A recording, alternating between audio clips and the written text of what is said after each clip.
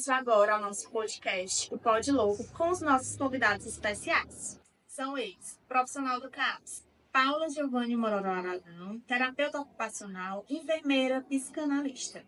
Usuária do CAPS, Ana Cleide Brígido da Silva, maravilhosa. Representante do Conselho, Suilan Aragão, bióloga com especialização em vigilância sanitária, secretária executiva do Conselho Municipal de Saúde, entende que um espaço democrático onde as políticas públicas devem ser discutidas e construídas em conjunto com a comunidade.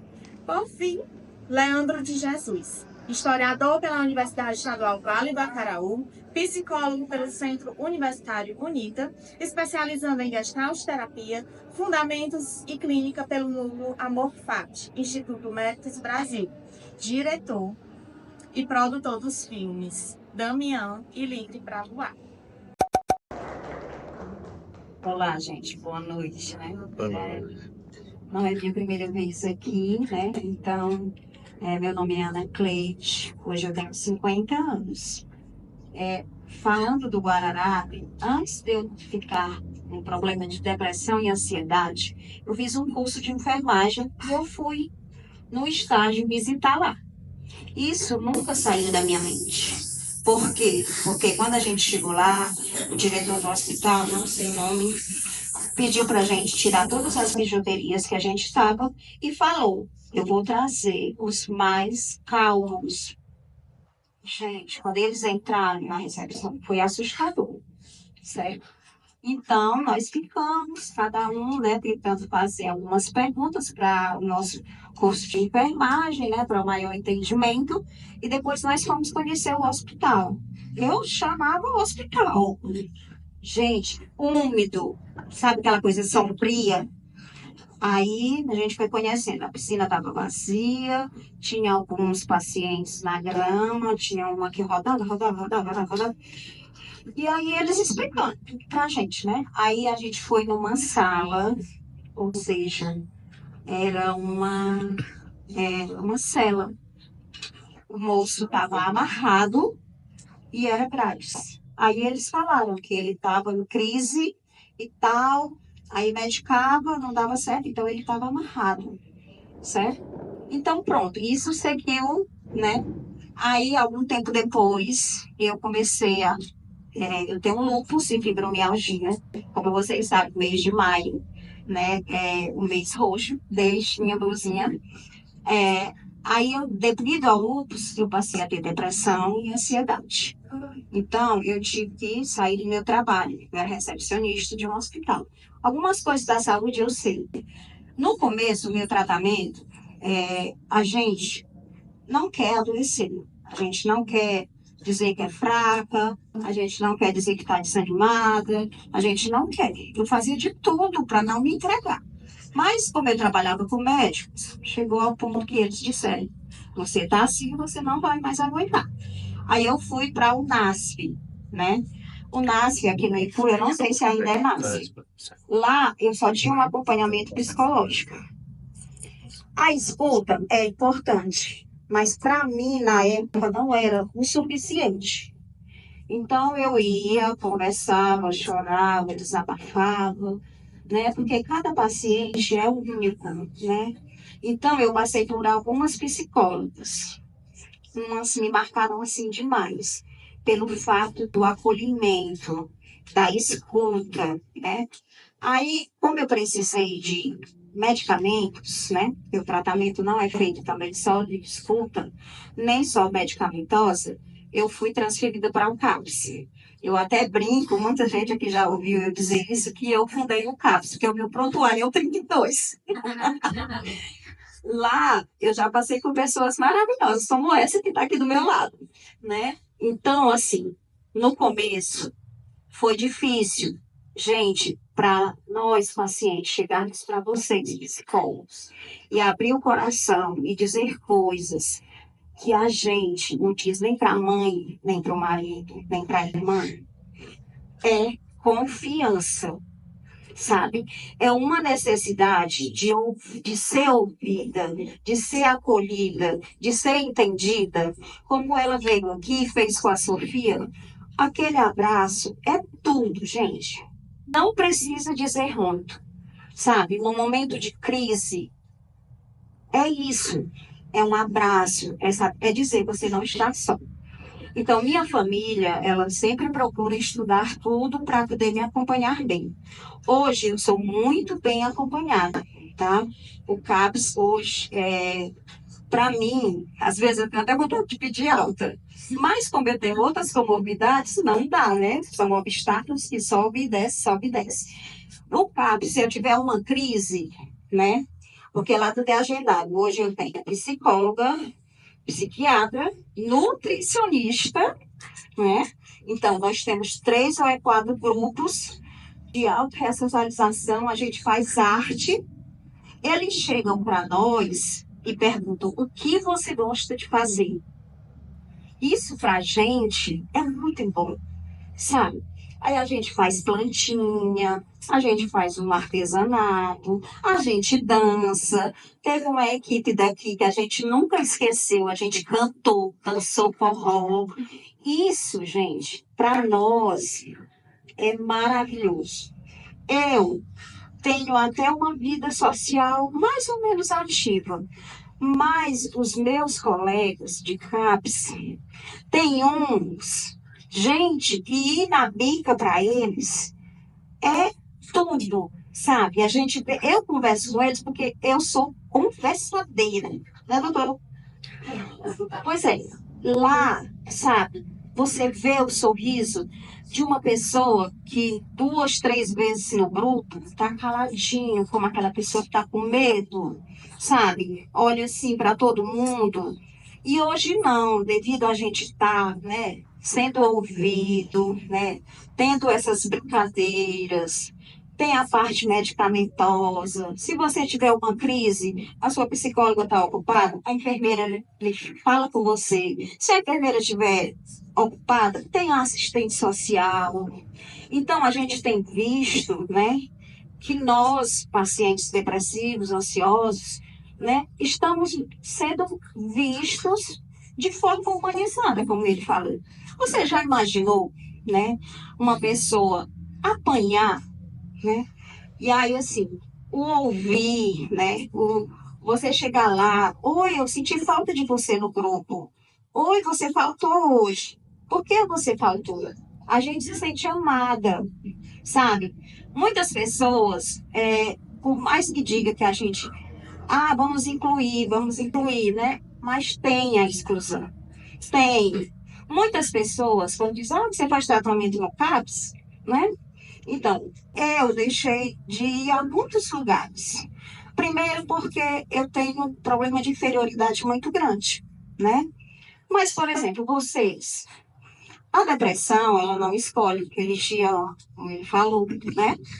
Nem condição financeira, nem cor, nada. Nós temos todo esse estresse no dia a dia.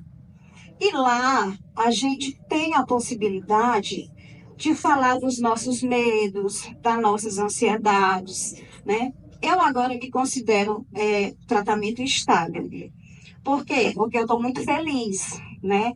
Assim, devido ao tratamento, eu estou sendo acompanhada por uma nutricionista, que eu tenho ansiedade, quando eu estou ansiosa eu como muito. Aí, agora a gente tem dança, né? Gente, o Dia das Mães foi maravilhoso. Eu não fui, mas eu vi os vídeos, né? Sabe isso? Gente, a gente dança. Vocês vão ver alguns de nós num forró. Alguém vai chamar. Ah, vamos levar fulano, fulano, meus amigos que estão na minha mente, né? Que eu sei. Para uma festa, para um casamento, para um aniversário, por mais que a sociedade diga que está incluindo, tem ainda, sim, muito que se reformar, sabe? E lá é isso, sabe? Eles fazem café da manhã para a gente.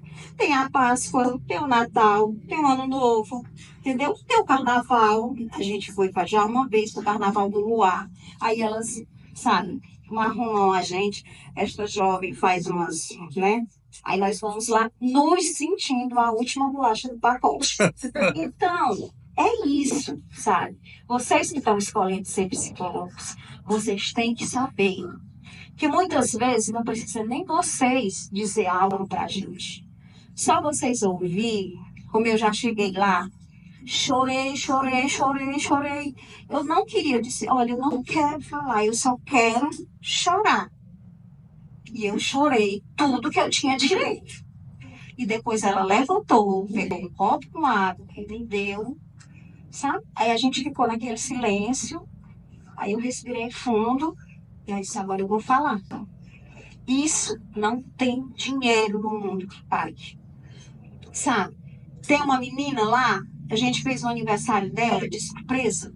Olha, o brilho do olhar dela, ela falou, eu nunca tive uma festa de aniversário. Então é isso, é a mudança. Eu sei que nunca a gente vai conseguir 100%, mas o que já está tendo hoje, né, já é muito bom na frente do tempo do Guararapes, é isso? Por exemplo, eu tenho a minha parte medicamentosa, né? O remédio é dado de acordo com o dia da sua próxima consulta, para que a gente não auto se medique, né? E fique sem remédio também.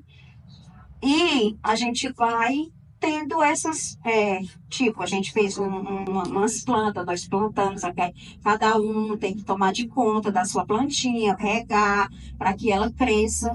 Então, muitas vezes a nossa mente vai para lá cansada, sabe? Muitas vezes a gente vai para lá, ah, meu Deus, né? Hoje eu não estou com coragem. Eu muitas vezes já pensei em desistir da minha consulta, por quê? Pelo desânimo, da depressão, pela tristeza de dar, pelo sentimento de inferioridade. Eu já pensei, assim, hoje eu não penso. A última vez que eu fui na FAED, eu estava com esse sentimento, até falei com o Matias, que todo mundo era melhor do que eu. Principalmente financeiramente, se eu chegasse perto de uma pessoa e financeiramente ela fosse melhor que eu, gente, eu me sentia minúscula. E hoje não.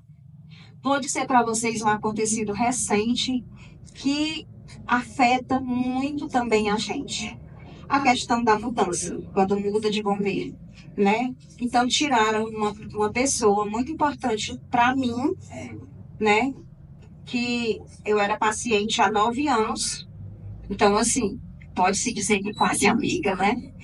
E aí, para mim recomeçar, eu fui, conheci os novatos, pessoas maravilhosas, super competentes, mas eu não tive coragem de marcar a minha primeira consulta.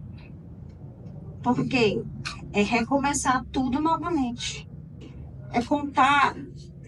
Vou fazer 16 anos de CAPS.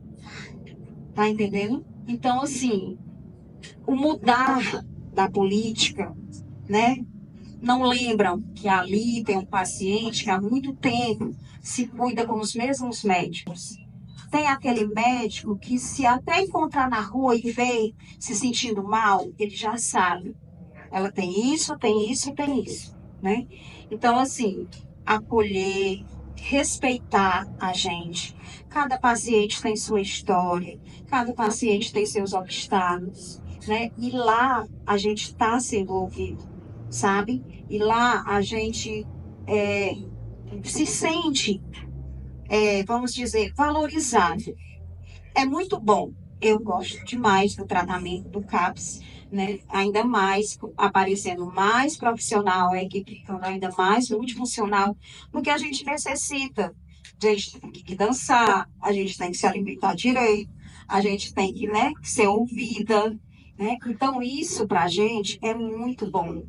É muito bom você fazer um moleque de EVA todo feio,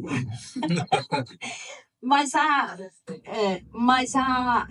médica chegar, a sua acompanhante, né, dizer assim, como você é inteligente, como você é capaz. Então, nessas palavras, você é capaz, você pode, você não pode desistir, você consegue. Tem pessoas que dizem assim, ah, eu não sei cortar, porque o medo de cortar. E aí eles vão lá e dizem, você é capaz, a gente vai ajudar. Muitas vezes eles nem ajudam, eles só ficam do nosso lado, né? Aí aquela pessoa, a gente já sabe, ela está ali para me ajudar. ela tá ali para que eu sou capaz, né? Então é isso, a ajuda, o estar perto, o abraço, o sorriso quando a gente chega na recepção, sabe? Tá faltando muita coisa? Tá. Mas para mim, que já estou há 16 anos no CAPS, né? Vou passando, tenho crise, volto, recomeço e tudo, eu já percebi, né? Já perdi amigos que chegaram ao suicídio. Isso destrói a gente também, sabe? É muito ruim. E a gente teve um grupo, né? Terminou 10 horas uma vez e aí estava lá a moça e o esposo. Quando foi 1 hora da tarde, ela se suicidou. Aí vocês sabem que as redes sociais hoje, pá, quando eu abri minha rede social, que eu vi, eu fiquei desesperada. Porque eu já pensei em suicídio, entendeu? Mas, graças a Deus e à minha família, né, eu tenho um suporte muito bom familiar. Isso é muito importante. Tem muitos dos meus colegas que não têm. Tem uns que, o Carlos, quando me ouve e vê que precisa falar com alguém, já chamaram a minha mãe lá para fazer escuta da minha mãe, já chamaram o meu esposo, o meu filho também vai, participa. Meu filho é super conversador, certo? Então, tudo isso a gente se sente valorizado. A gente não se sente uma pessoa doente. Vou falar na palavra mais pesada que existe: doida. Não é isso? Porque antes era o doido que ficava preso dentro de um quarto, né, com grade e tudo. Hoje não. Tem a meditação, tem a parte religiosa, lá quando a gente vai fazer algo que exige, tipo, mês de maio, elas perguntam quem é católico, quem não é. Aí elas falam, a gente pode rezar um texto na sua presença, você quer sair, você quer ficar. Então, isso é respeito, né? Respeito pela gente, a condição religiosa, a condição psicológica. Se a gente não quer ficar até o final do grupo, eles não impedem, tá entendendo? Tem um lanche. Oxe, tem gente que repete o lanche. Então, tudo isso é acolhedor, é respeito, é amor. É isso que a gente, nós depressivos, né, precisamos. Muitas vezes, não tem, não precisa, basta só você chegar e dar um abraço, como deram na Sofia, não é isso? Eu tive várias crises de síndrome do pânico. E é assustador, gente, é assustador. Mas em uma das crises, eu estava com a minha mãe. E ela só segurou minha mão. Nada. E ela se segurou para não chorar, né? Porque assim, mãe, vocês sabem. Então, assim, eu admiro demais quem está fazendo psicologia. Eu desejo sucesso a vocês. Sejam acolhedores, sejam ouvintes, sabe? Cada paciente é único, então escutem, né? Se quiser chorar, deixem chorar. Se quiser sorrir, deixem. São particularidades que vocês vão descobrir no dia a dia de vocês, mas que para nós, né, usuários, faz muita diferença. Muita diferença. Porque o tratamento é o medicamentoso, é o acolhedor, tem a parte religiosa, tem a parte física. Se eu não estou bem psicologicamente, meu corpo todo desanda, não é isso? Então, para vocês, que vocês tenham sucesso, que vocês entrem nessa reforma, nessa questão da humanização, porque a gente precisa, né, de respeito, de carinho, de acolhimento, tá certo? Sucesso a vocês. A justiça não foi feita. Essa é a palavra que eles dizem. A justiça não foi feita. O médico responsável pela instituição, que era o diretor da instituição, era um senhor chamado Ivo Vasconcelos. Ainda hoje atua lá em Sobral. Ele é médico do trabalho. E há cerca de 2 anos atrás, ele foi preso em flagrante por agredir a esposa. Daí você tira a índole desse sujeito, né? Pronto. Então, ele continua atuando lá. Não aconteceu nada com ele, tá? As palavras, é porque vocês não veem aqui, mas as palavras a dona Albertina conta, né? Que ela foi pedir socorro. Doutor, socorre meu filho, socorre meu filho. Vá pra lá, que eu não gosto de choro, não. Eu não assisto nem novela que eu não gosto de choro, vá pra lá. Com essas palavras. Mas doutor, meu filho vai morrer. Deixa eu morrer, todo mundo morre um dia. Tô falando dessa forma aqui. Mas ela falando, é como se fosse outra, ela dizendo as palavras do desgraçado. Desculpa a palavra. Entendeu? Então, é muito forte, né? A pessoa pedir socorro, pedir ajuda, pedir socorro ao filho e receber isso de um profissional da saúde, tá errado. Tá errado. Escolheu a profissão errada, né? Então, mesmo assim, a justiça não foi feita, né? Esse é o sentimento para eles, da família, né? O que mais que eu posso dizer para vocês desse processo? Deixa a pergunta só depois. Para depois, então. Tá ok. Eu te respondi a tua primeira pergunta, então. Então é isso, gente. A reforma, ela é constante, ela é constante, ela é constante, ela é luta. Luta. Porque vem um governo, pensa no fortalecimento das políticas públicas de saúde mental, pá, vem massa, mas vem outro e destrói. Vem outro e quer desmontar, entendeu? Então a gente está sempre nessa luta, é constante, tá bom?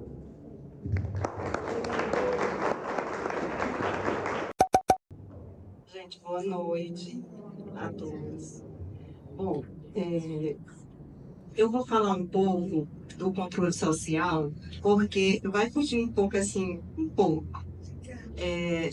do tema, mas é importante que vocês conheçam o conselho, porque um dia com certeza vocês serão os novos profissionais do SUS, né? Então, é preciso que vocês conheçam um pouquinho da história do conselho. Então, o conselho, o controle social, na verdade, ele nasceu com a Constituição de 88, né? Ele já veio com essa instância do controle social junto com a Constituição e o SUS, a criação do SUS, né? E em 1990 ele foi regulamentado, o controle social, né? E o que é o controle social? Nada mais é do que a participação da sociedade na administração pública, certo? Suilane, como é que isso acontece? Como é que a sociedade vai estar na administração pública? Eu vou falar do corpo do conselho. Inclusive, nós temos um ex-conselheiro aqui na plateia, que foi meu colega por muitos anos, né, Jackson? Era conselheiro de saúde. Ele pode até me ajudar, né, Jackson? Então, por que a sociedade está dentro da administração pública? Justamente por conta do Conselho de Saúde. Porque o Conselho ele é formado, gente, pelo um grupo de conselheiros que fazem parte de umas entidades, certo? Ele foi feito através dessas entidades que compõem esse conselho. Quem são? Ele é composto de 50% de governo, no caso nosso aqui municipal, porque vocês devem saber também que não existe só os conselhos municipais, nós temos, com essa criação, com a lei que regulamentou o controle social, veio o Conselho Nacional, o Conselho Estadual e os Conselhos Municipais, ok? Então, esse Conselho Municipal, ele é formado pelo corpo de profissionais que trabalham na saúde e são indicados pelo governo municipal, 50%, e os outros 50% são os usuários, certo? Aquelas pessoas que usam o SUS, né? Então, esses usuários, eles estão dentro de umas instituições. Aliás, né, não é bem as instituições, instituições são o governo, né? Eles são usuários que fazem parte de algumas entidades. Por exemplo, temos os representantes da sede, temos representantes do sertão, temos representantes do sertão e sede. E também temos outros representantes de sindicatos. Nós temos sindicatos rurais e patronal, certo? Esses seriam os usuários do SUS, certo? Do governo, seria representantes da Secretaria de Educação, representantes de profissionais de nível superior. Paulo, você já participou? Não, já, né? Já, do nível superior, né? Então, pronto. Representante da Igreja Católica, no caso aqui nós temos um conselheiro, então nós temos 2 conselheiros aqui, que já foram conselheiros do Conselho Municipal de Saúde Pública, que é o Jackson e a Paula. O Jackson representando a Igreja Católica e a Paula representando os profissionais de saúde, certo? Então, esses representantes formam o corpo do Conselho. Juntamente com o presidente do Conselho, que infelizmente não se encontra aqui hoje, ele pediu para que eu viesse justamente porque já tinha um compromisso já agendado, mas eu até vou citar o nome dele aqui, o Carlos Breno Martins Magalhães, é o nosso novo presidente do Conselho, porque, como mudou a gestão, nós tivemos que reativar o Conselho com novos conselheiros que já tinham, que ainda estão por cumprir o mandato de um biênio de 24, 25 e 26, né? E os outros, como o Jackson, já tinham passado um pouco mais por um mandato de 4 anos, certo? Então, o presidente não pôde estar presente, mas pediu para que eu viesse. Eu, como secretária executiva do Conselho, vim representá-lo, certo? Sim. E nós temos também, nessa composição, uma mesa diretora. Não é só o presidente, nós temos também um secretário geral e um secretário adjunto, certo? Juntamente com os demais conselheiros que estão divididos em 50% de governo e 50% de usuários, ok? Se vocês tiverem alguma pergunta, tem mais alguma que queiram saber sobre o conselho, aí pode falar. Eu queria perguntar, eu entendo que hoje vocês estão se reorganizando, provavelmente, né? Sim. Né? Sim, novo mandato.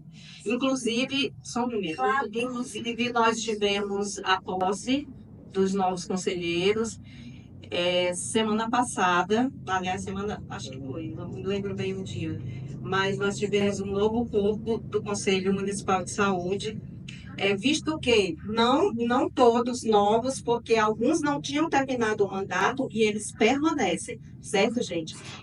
O conselho é deliberativo. O que isso significa? Ele tem poder de decisão, né? Ele é permanente, ele é deliberativo, ele tem poder de decisão. O que é isso? Ele vai votar, ele vai fiscalizar as contas do município, os recursos que entram no município, é um dos papéis do conselho, certo? Fiscalização do recurso que entra, tá certo? E ele também, ele diz se aprova ou não as políticas públicas de saúde. Por exemplo, nós já aprovamos, eu não lembro se o Jackson estava presente, nós aprovamos a Conferência de Saúde Mental. Lembra, Paulo? Você fez parte. Então, tudo passa pelo conselho. Eu costumo dizer que o Conselho Municipal de Saúde, os conselhos, na verdade, eles funcionam como uma Câmara, certo? Porque é lá que passa a aprovação das políticas públicas de saúde, é lá que passa a prestação de contas do município, tudo que entra de recurso no município. O Jackson participou de várias e várias prestações de conta, né? E ele era um dos, não é aquele conselho, gente, que só que é lagartixa, não, que só passa assim, não, entendeu? Ele questiona, ele pergunta, ele quer saber onde foi investido esse recurso tal, se foi no CAPS, onde foi que foi esse recurso, para onde foi, entendeu? Então, os conselheiros, eles estão lá para questionar, para fiscalizar e para dizer sim ou não, ok? Então, é mais ou menos isso. Vocês, com certeza, passarão como profissionais de saúde, um dia irão se deparar com o conselho da cidade que vocês irão trabalhar, certo? É mais ou menos isso. Agora eu falar, passa tanto. Justamente, você já acabou respondendo, né? Um pouco sobre, dentro dessa agenda, alguns dos movimentos voltados à saúde mental que vocês estiveram acompanhando nos últimos tempos. Foi esse. Você trouxe sobre a... Né? Foi a conferência, Conferência Municipal de Saúde Mental, que nós trabalhamos juntos, o Conselho trabalhou junto, né, com uma conferência que foi realizada, não me lembro se foi no dia, se foi em 22, no ano, não lembro bem. Você lembra? Mas teve até um já que você lembra, né? Elisa. Que ela foi até Nacional. no nível nacional como representante, né? Foi mesmo? Que foi? Elisa. Elisa. A Elisa? Ela está aqui hoje. Pronto. Ai, que Ela maravilha. foi. Porque de lá, né? Das Sim, decisões deliberativas. exatamente, de lá é sorteado alguns, né? Algumas decisões. Decisões Ela foi. representa, né? Sim. Viu? É bacana. Então é isso. E voltando aqui para a saúde mental mesmo, eu observando vocês falando sobre saúde mental, eu lembrei aqui que hoje nós temos um poder muito grande quem tem inteligência emocional, né? É um poder que a gente tem. Porque quem sabe dominar o seu mundo interior, você acaba vencendo os externos, o externo, né? Então, vocês vão ensinar isso, né, aos pacientes. Controlar o seu emocional, acho que isso é fantástico, né, para os psicólogos hoje. Você conseguir fazer com que com o seu paciente consiga controlar o seu mundo interno, né, para poder vencer o externo, que são muitos problemas, são muitas contradições. Então, eu desejo toda sorte do mundo para vocês. Perdido totalmente o vínculo com seus familiares depois de tantos anos de internamento. Eu lembro que existia um usuário que ele tinha 20 anos que ele não voltava para casa. E para nós resgatarmos esses familiares, já eram pessoas que ele não tinha vínculo nenhum. Ele não conhecia e nem os familiares conheciam. Então, eu passei por isso. Depois passamos para os hospitais dia, que já que eles não tinham a rotina de casa, eles conseguiam ficar bem passando o dia nos hospitais e depois indo só dormir em casa, para que fosse cada vez mais fortalecido os vínculos. A faculdade de terapia ocupacional, ela dura 4 anos e meio, então isso, né, foi exatamente quando eu peguei no auge da reforma, né, e da luta antimanicomial. Depois passamos para os ambulatórios de saúde mental, que foi o que se tornou o que hoje tem os CAPs. esse cuidado sem liberdade e dentro da singularidade de cada pessoa em sofrimento psíquico, que eu acho que ela não está aqui hoje, mas recebe assim a nossa homenagem, que é a doutora Janaína Mororó Aragão, que está trazendo de volta, né, esse olhar humanitário para dentro do CAPS. O sofrimento, acho que eu escutei, eu não sei se foi a Cleide, se foi o que falou, né? Mas o sofrimento, né? O sofrimento psíquico, ele é democrático. Ele não escolhe raça, ele não escolhe idade, ele não escolhe classe social, né? E aí, gente, para que eu finalize, para que eu não me delongue, o mais importante não é só a gente balançar a bandeira da reforma psiquiátrica, da reforma psiquiátrica, da luta antimanicomial, mas além de tudo, e principalmente quando esta estiver sendo colocada de lado, que nós sejamos os primeiros a não nos calarmos. Que a saúde mental não se transforme apenas no janeiro branco, no abril azul do autismo ou no setembro amarelo de prevenção ao suicídio, mas que seja todos os meses do ano, que a gente, enquanto profissionais, enquanto usuários, enquanto sociedade, verdadeiramente a gente respire saúde mental.